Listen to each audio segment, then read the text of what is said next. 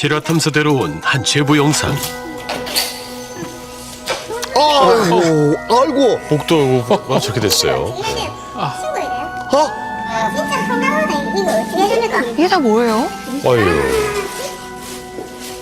냄새도 너무 많이 나가지고 뭐 죽었나? 뭐 누가 사람이 죽었나? 아이고. 이런 느낌? 이게 죽었나? 집입니까? 이런 생각 들었어요. 끔찍했어요. 집안 곳곳에는 각종 오물과 쓰레기들이 뒤섞여 있었습니다. 명품아치 막 이런 거랑 고가의 물건을 이분입니까? 되게 예뻤어요. 성격도 그렇게 문제가 없어 보여가지고 야망도 우주하고 연락도 끊고 전화도 안 해주고 아니, 이러는 이거는 사람을 니 도장 먹으라 이거잖아요. 어떻게 저렇게 만났어요? 아, 그녀는 왜 집을 이 지경에 이르게 한 걸까? 실화탐사대 앞으로 충격적인 영상을 보낸 건 집주인 권영희 씨. 세입자와의 악연은 계약 직후부터 시작됐다 말합니다. 처음부터 계약을 끝만 딱 내고 그 다음부터는 달새도 안 주고 그리고 전화도 안 받고. 집주인 권 씨는 계약 기간이었던 지난 1년 동안 연락을 취했지만 세입자를 단 한 번도 만날 수 없었다 합니다. 결국 계약 기간이 지나고 나서야 굳게 닫혀있던 문을 열 수 있었다는 권 씨. 하지만 저는 사실은 사람이 죽으면 줄 알았어요. 그래서 무서웠어요 그냥. 세입자는 바로 20대 여성 박수민 씨. 아니, 이분이라고요? 아니 도대체 왜 그랬을까요? 이번 달 기준 매매가 최고 7억 원에 이르는 고급형 주택. 수민 씨는 보증금 1,000만 원, 월세 110만 원 납부를 약속하고 이곳에 입주했습니다. 이런 집이었나요? 상당히 고급 주택으로 보이죠? 아니, 저렇게 아늑한 곳을 아수라장을 만드는 거예요? 달리시겠어요. 돈안 내면 300만 원. 여기 22년 11월부터 아직까지도 1년째 안 내고 있는 거예요. 아, 월세는 물론 관리비도 안 냈습니다. 아무것도 내지 않았네요. 권 씨는 이 문 앞에만 서도 극심한 공포감을 느낀다 합니다. 진짜 미치겠다. 아, 아이고. 아니, 이게 어떻게 이렇게 만들어 놓죠? 아유 막 벌레도 나네. 아니 집주인 입장에서 얼마나 답답하고 진짜 속상하겠어요. 그러니까요. 원래 새 집이었는데 정체 모를 각종 쓰레기로 발 디딜 틈조차 없는 내부. 지난 1년 동안 세입자 박수민 씨는 이곳에서 머무른 겁니다. 야 정말 한숨밖에 안 나오는 상황이네요. 진짜 무서워. 뭐가 이렇게 많아요? 아유, 저거는 좀. 진짜 저는 이해가 안 돼. 아니 우리 카메라 감독님은 무슨 죄예요? 기분도 있는데. 지갑도 있어요? 지갑이 있다고요? 여권이죠? 사진이 있는 여권인데? 여권이요? 여권을 왜 놔둬갔지? 문도 안 열리네요. 정말 이게 사람 사는 것 같은 개하고 개똥이 막 발발이요. 강아지 배설물과 아이, 배변 참. 패드로 뒤엉킨 안방의 모습은 더욱 처참했습니다.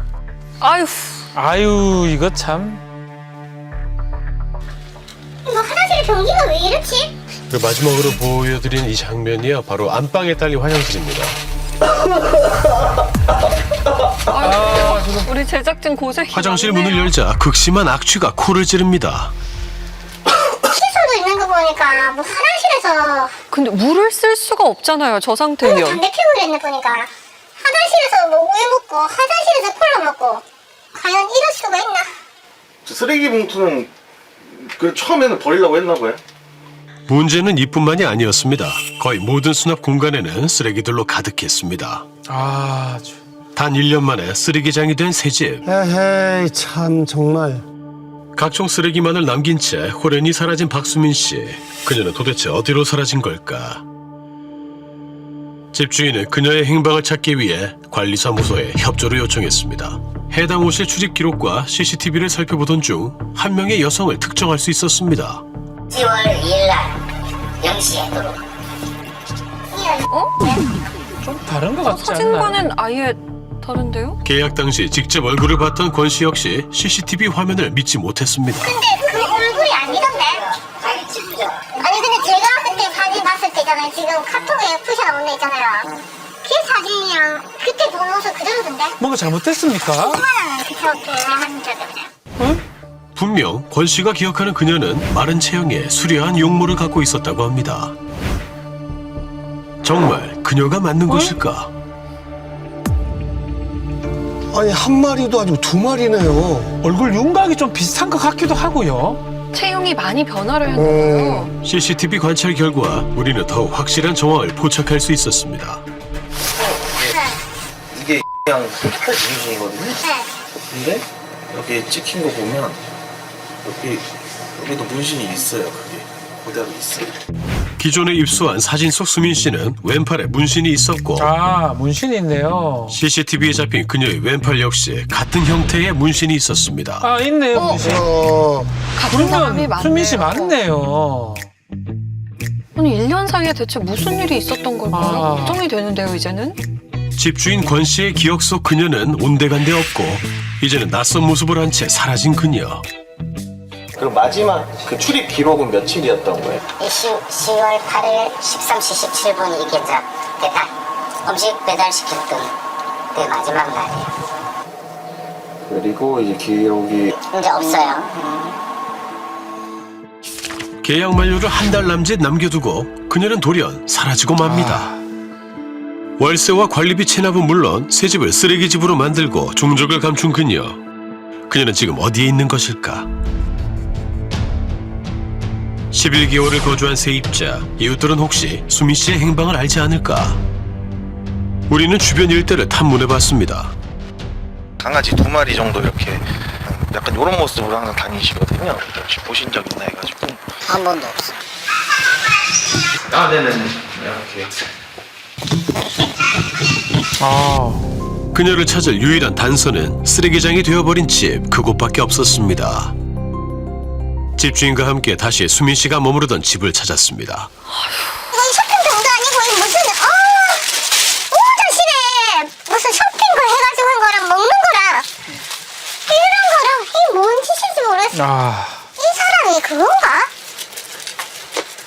뭐 책자가 하나 있는데 뭐 옷 장사를 했나? 뭐 베이지 자켓. 처음 보세요 지금? 네. 그러고 보니까 온갖 쓰레기 틈에서 비교적 옷들은 좀 깨끗해 보이네요. 네. 그러네요. 옷들은 다 옷걸이에 걸어놨어요. 걸려져 있어요. 장부와 가지런히 걸려있는 옷들. 그녀는 이곳에서 무슨 일을 했던 걸까? 좀 이상하네요. 밤 늦은 시간까지 이어진 그녀의 흔적 찾기. 제작진은 그녀에게 옷을 샀다는 사람과 어렵게 연락이 닿을 수 있었습니다. 음?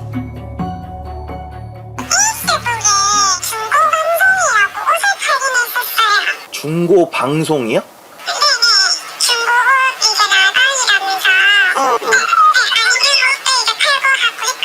아, 라이브 방송을 페이스북으로 했었어요?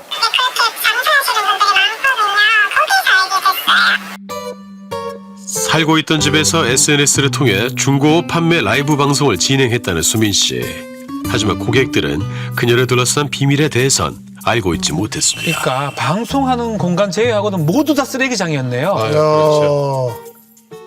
이야, 그러니까 휴대폰 거치대 위치와 이 옷걸이 위치를 보니까 저곳에서 아, 방송을 그렇네요. 했나 봐요. 그렇네요. 그래서 있는 것 같아요. 수민 씨는 현재 라이브 방송을 중단한 상황. 하지만 끈질긴 추적 끝에 우리는 수민 씨 친척으로부터 연락을 받을 수 있었습니다. 무슨 시중 쓰고 찾고 있는데 또 연락이 안 돼서 네, 연락드려요. 그 상태라서 혹시 실종이 되신 건가? 라고. 이렇게. 제가 알기로는 잘 있는 걸로 알고 있거든요. 아, 전 동생인데 씨랑 그럼 좀 최근에 좀 만나시고 하시는 거예요? 얼마 전에도 연락했어요. 제가 그럼 한번 알아볼게요. 또 무사하다니 다행이긴 한데요. 도대체 무슨 일이 있었는지 궁금한데요. 하지만 그녀는 지인을 통해서 아무 일 없고 잘 살고 있다는 문자만 전해왔을 뿐 또다시 종적을 감췄습니다. 아, 연결이 되지 않아 삐 소리 후 소리샘 퀵보이스로 연결되오며 결국 임대차 계약서에 기재된 수민 씨의 주소로 찾아가 보기로 했습니다. 혹시 이곳에서 그녀를 만날 수 있지 않을까? 수소문 끝에 그녀의 가족으로 보이는 사람에게 연락을 취할 수 있었습니다. 씨가 좀 연락이 안 돼서 혹시 저도 잘 모르겠네요. 그 만나뵌 적은 좀 오래되셨나요? 예, 아, 어느 정도 되셨어요? 기억이 안 나네요. 지난 1년여간 그녀의 연락이 오기만을 기다렸다는 집주인. 결국 참아왔던 아이고. 분노를 터뜨리고 맙니다. 정말 이 밑에가 바닥이 정말 이거 다 청소만 해서 될 일이 아니고 다 갈아야 될 정도로 이렇고 벽지도 오염 다 돼서 바꿔야 될 판인데 이런 거 임대 주고 이런 거 못할 것 같아요. 어떻게 저렇게 사람이 저럴 수가 있을까? 오랜 고민 끝에 영희 씨는 고소를 결심했습니다. 그러니까 이런 범죄를 안 저지를 수 있도록 해야 되지 않을까요? 이게 그냥 아무렇지도 않게 그냥 지나가는 게 아니고 자기가 잘못한 거를 인정할 수 있도록 가르쳐줘야 되지 않을까요? 아, 1년 동안 연락도 안 되고 뭐 다른 방법이 없었나 봅니다. 네.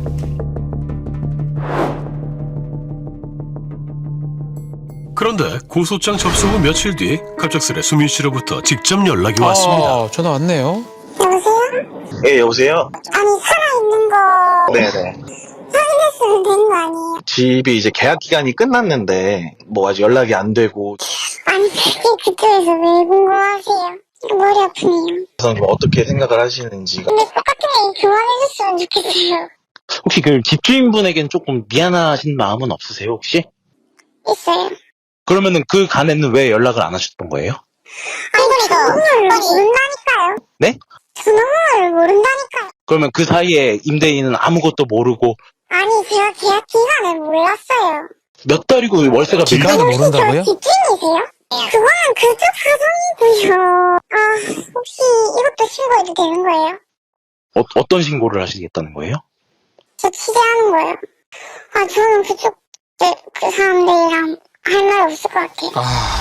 한눈에 봐도 깔끔했고 쾌적한 환경이었던 권영희 씨가 세를 줬던지.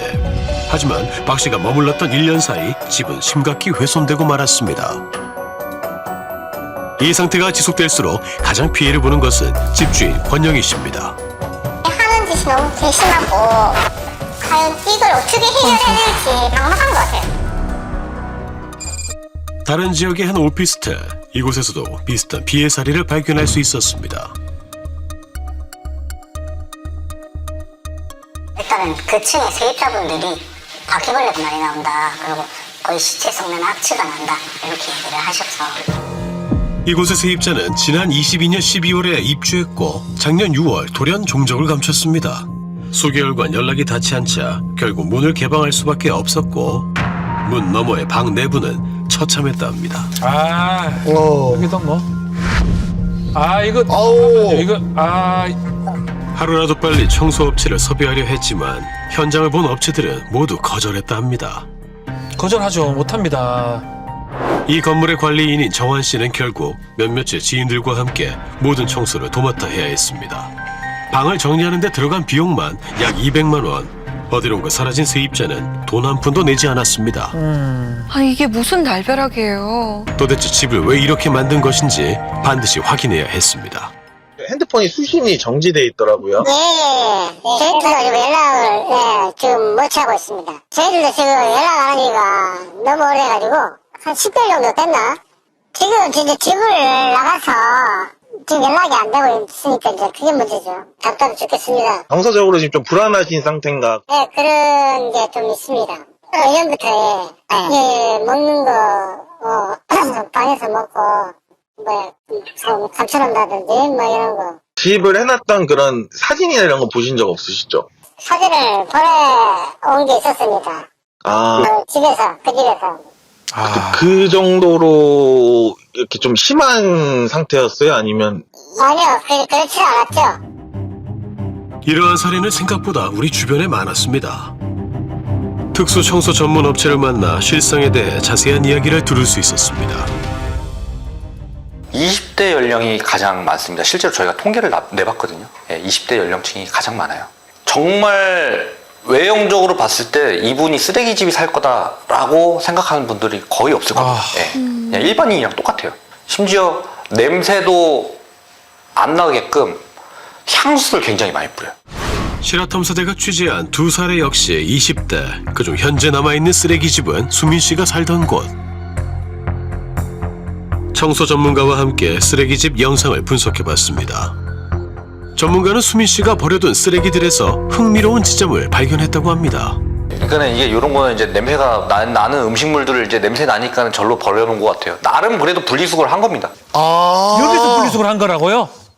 그들만의 구역이 있습니다. 옷은 이쪽, 뭐 액체 컵이나 음료수는 이쪽, 배달 용기는 저쪽, 뭐 박스는 저쪽. 아, 나름의 구역이 있었어요. 예, 그러고 보니 그러네요. 한번 쓰레기로 망가진 집을 복구하는 데 드는 비용은 최소 수백만 원대, 시간은 최소 일주일이 걸린다는 겁니다. 인터뷰 중 이렇게 실시간으로 특수 청소 문의가 들어오는 것을 확인할 수 있었고, 그 문의 건수는 하루 평균 10건에 달한다 합니다. 이건 역대급이다. 내가 봤던 것 중에 제일 많다. 야, 뭐야? 아유, 업체가 만난 사례자들 역시 대부분 20대. 이들 중 일부는 반복적으로 쓰레기를 쌓아놓고 또다시 치워달라고 요구하는 사례도 있다고 합니다. 본인이 직접 요청하는 거예요? 이들은 어떤 마음으로 계속해서 쓰레기를 쌓아두는 걸까? 본인이 버려야 되겠다라고 생각은 하지만 자꾸 미루게 됩니다. 2달이 미루어지게 되고 3달이 미루어지게 되면 그때는 이제 너무 산처럼 쌓여가지고 버릴 수 없다라는 걸 알게 되는 거죠. 그리고 너무너무 창피하니까 이거를 누구한테 도움을 요청할 수도 없고, 그래서 그냥 런어웨이, 도망가버리는 포기하고 이런 도망가는 전략을 거네. 선택을 하게 됩니다. 뭐 리셋 증후군이라고 하는데, 그렇게 이제 버리고 도망가도 다시 다른 집에서 시작할 수 있겠다. 아마 이런 생각으로 도망간 것으로 생각을 하는데요. 결국 지난달 법원의 주관하에 집을 정리할 수 있게 됐습니다. 하지만 이 모든 비용마저도 당장은 집주인이 감당해야 합니다. 그러니까 갑자기 큰 돈이 나가야 하잖아요. 그렇죠. 이 돈을 또 언제 돌려받을 수 있을지도 이번에는 모르고요. 비용을 조금이라도 줄이고자 본인이 직접 청소에 나섰습니다. 700만 원 처음 나오는 거예요. 너무 부담스러우니까 제가 쓰레기 봉투 사가지고 저는 쓰레기라도 버리려고 왔어요. 하지만 세입자의 물건을 함부로 버릴 수도 없어 앞으로 최소 2달간 물품 보관 비용도 추가로 발생할 예정입니다. 방치된 쓰레기를 모두 걷어냈지만 원래대로 새 집처럼 돌아갈 수는 없었습니다. 집주인 심정이 어떨지 가늠도 못하겠어요. 폭탄 같은 세입자를 만난 집주인, 이들을 보호할 제도는 없는 걸까? 이 임대인의 손해가 임차인의 그 잘못으로 이루어진 거기 때문에 임차인에 대해서 손해배상해라. 청소 비용도 내놓고 이런 걸 다 내놔라. 이게 건물이 이렇게 가치가 떨어진 거에 대해서도 돈을 내놔라라고 손해배상 소송을 할 수는 있겠습니다. 여러 가지 임차인을 보호하는 법적인 어떤 제도들은 많은데 생각보다 임대인을 보호하는 제도들은 좀 부족한 것도 사실인 것 같아요.